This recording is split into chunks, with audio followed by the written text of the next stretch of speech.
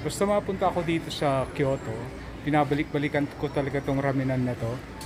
Kasi meron silang only egg.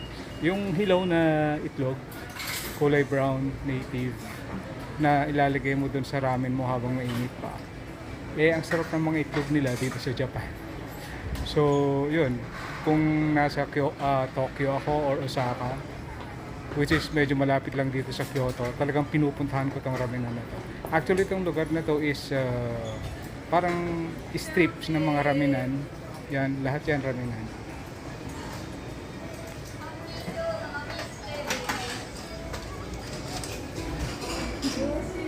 May mga only eggs, oh.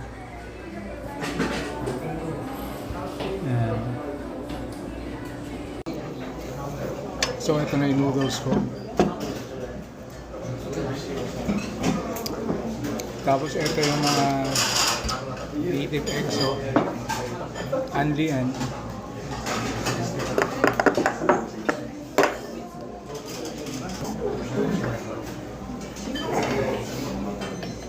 Dito sa Japan kasi malinis sila, kaya dapat.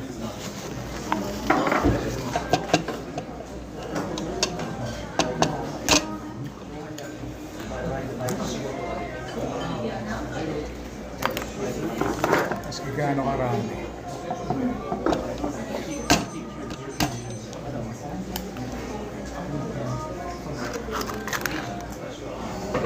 Tama na, baka ma-high blood naman tayo.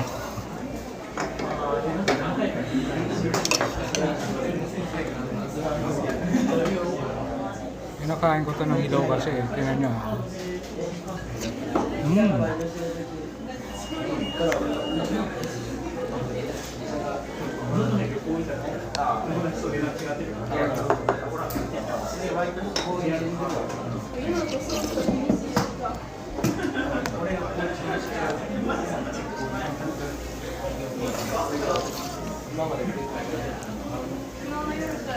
Ang dinamnam.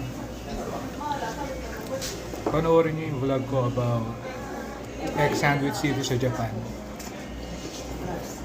Isa pa, plus.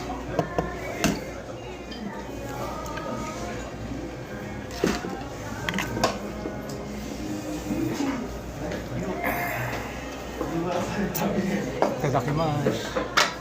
Kain muna ako. Bye.